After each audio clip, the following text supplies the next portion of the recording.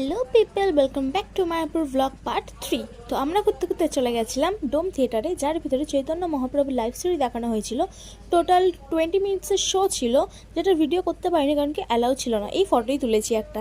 আর তারপর চারিপাশটা একটু ঘুরে দেখছিলাম, এরকম নানান কুটিরগুলো ঘুরে দেখছিলাম।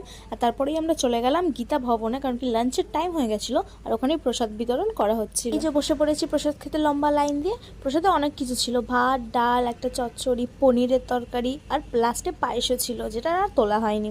আর তারপর আমরা খেয়ে দিয়ে বেরিয়ে একটু ঘুরে দেখছিলাম। আর ওখানে এরকম কটেজ রুমও রয়েছে, যারা ওখানে স্টে করতে চায় করতে পারে।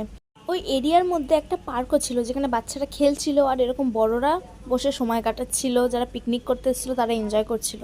আর বিকেলবেলায় যখন মন্দির খোলার সময় হলো, তখন আমরা মন্দিরের ভিতরেও ঘুরে দেখছিলাম, যেখানে শ্রীকৃষ্ণের আসল মূর্তিটা রয়েছে, কিন্তু সেটার ভিডিও করতে পারেনি, ফোন বাইরে জমা রেখে যেতে হয়।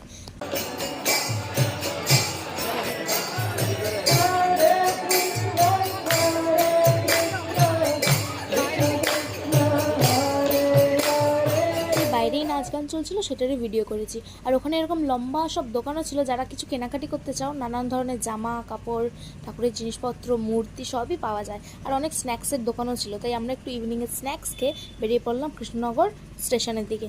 আমরা বাড়ি আসতে থাকি। আর তোমরা লাইক শেয়ার সাবস্ক্রাইব করতে একদমই ভুলো না। বাই।